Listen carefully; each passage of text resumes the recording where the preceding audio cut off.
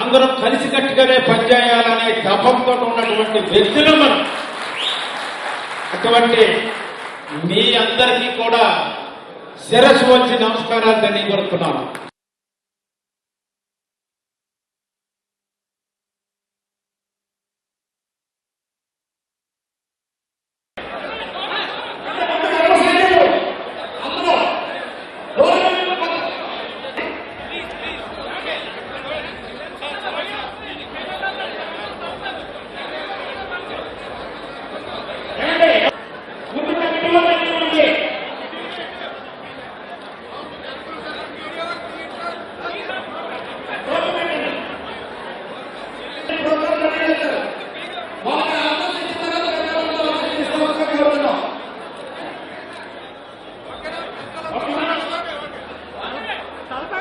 ఉండేంత వరకు ఉంటే తెలుగుదేశంలో ఉందాం, లేకపోతే రాజకీయాలు మానేద్దామని చెప్పి ఆ రోజే నిర్ణయించుకున్నాం.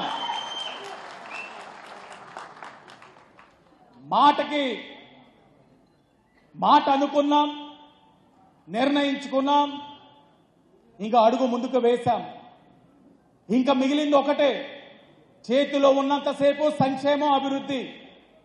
చెయ్యి దాటితే పోరాటం. ఈ పోరాటంలో మీరందరూ కూడా మమ్మల్ని ఆశీర్వదించి ముందుకు తీసుకెళ్తారని మీ అందరినీ కూడా కోరుకుంటూ, అభ్యర్థిస్తూ, ఎప్పుడైనా సరే మీరందరూ కూడా గర్వపడే విధంగానే ఆదిరెడ్డి కుటుంబం ఒక ప్రవర్తన ఉంటుంది.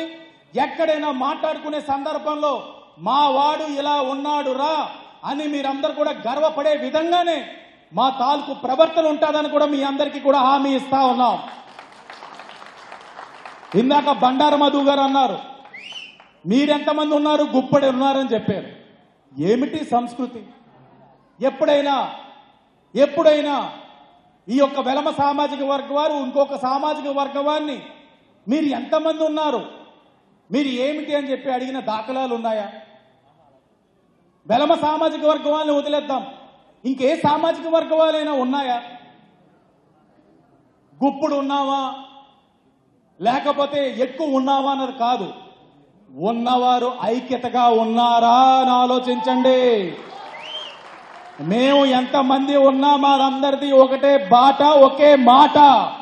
అదే దారిలో మేమందరం వెళ్తా ఉన్నాం. మాకుంది వెలమ సంక్షేమ సంఘం, అది ఒక్కటే ఉంది మాకు. 5,000 ఉన్నారని చెప్పారు. 5,000 ఉన్నారు. ఎంతమంది ఉన్నారు? 72,000 మెజార్టీ ఎలా వచ్చిందో మీ ఊహకే వదిలేస్తా ఉన్నాం.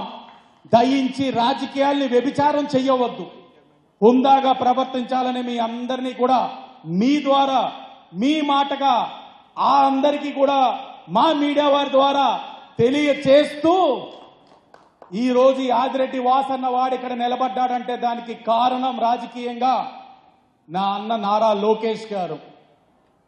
నా అన్న నారా లోకేష్ గారు ఎన్ని కష్టాలు వచ్చినా, ఎన్ని సమస్యలు వచ్చినా ఒకటే అనేవాడు, నా ప్రయాణం మరో 30 సంవత్సరాలు. మేము వెళ్ళి దగ్గరికి అనేకమైన ఇబ్బందులు పెడతా ఉన్నారు, వాళ్ళు మా దగ్గరికి వచ్చి పార్టీలో చేరాలన్నట్టు అంటున్నప్పుడు నా చెయ్యి పట్టుకొని అప్పారావు వైపు తిరిగి ఒకటే చెప్పాడు, శీల పరీక్ష మీ కుటుంబానికి తగదు, మీరు నా కుటుంబం అన్నారు. అదే విధంగా చూసుకుంటూ ఉన్నారు. ఒక యువకుడుగా, 40 సంవత్సరాల యువకుడుగా ఈ 2 జిల్లాల్లో ఆయన ఎంత ప్రాధాన్యత ఇస్తా ఉన్నారన్నది నా మనసుకి తెలుసు.